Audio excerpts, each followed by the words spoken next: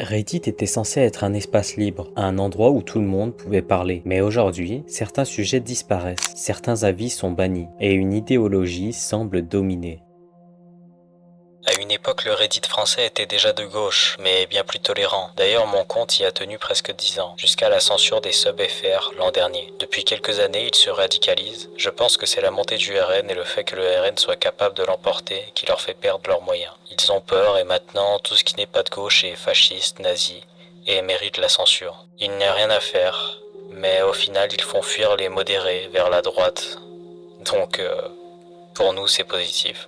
Et je vous vois venir. La question n'est pas la gauche a-t-elle raison, mais plutôt comment une plateforme devient idéologiquement homogène. Au départ, Reddit, c'est libertarien, discours libre, chaotique, peu modéré. Un internet de l'ancienne école. Mais le truc c'est que avec le temps, Reddit grandit. Et quand une plateforme grandit, elle doit se normaliser. Sur Reddit, les modérateurs ne sont pas élus. Ils contrôlent les règles. Ils filtrent les sujets. Ils définissent ce qui est acceptable. La plupart des grands subreddits sont modérés par les mêmes groupes, avec des sensibilités progressistes, souvent alignées avec les normes universitaires occidentales. Et ça, ce n'est pas un complot, c'est un effet sociologique. Évidemment, les personnes les plus actives dans la modération sont aussi ceux qui sont politisés, très présents en ligne et issus de milieux urbains et éduqués. Je sais, on a un peu l'impression qu'on a affaire aux philosophes des Lumières. Si je vous dis qu'il n'y a pas de complot ici, c'est vrai et c'est faux. Parce que dans une prochaine vidéo, je pourrais développer sur comment une poignée de milliardaires ont influencé, voire subventionné certaines universités, certains groupes de pensée, de sorte à ce qu'ils aient ces idées progressistes. Étrange, non?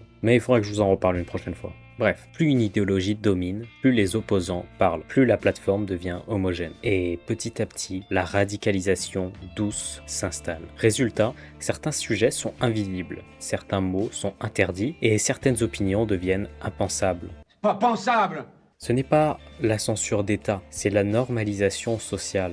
Reddit ne défend pas une gauche révolutionnaire, il défend une gauche institutionnelle, compatible avec les entreprises, compatible avec les annonceurs et compatible avec les médias dominants. Bien que ces gens pensent être hors système, anti-millionnaires, anti-riches, mais n'en est rien. Donc, pour le refaire encore une fois, la vraie question ici n'est pas Reddit est-il de gauche, mais que devient le débat quand une plateforme choisit ce qui est acceptable. Et si vous êtes de gauche et que vous avez vu cette vidéo et que vous vous sentez un peu attaqué, ne vous en faites pas. J'ai prévu de faire une vidéo sur un phénomène similaire, mais cette fois-ci sur la droite. Ça arrive prochainement.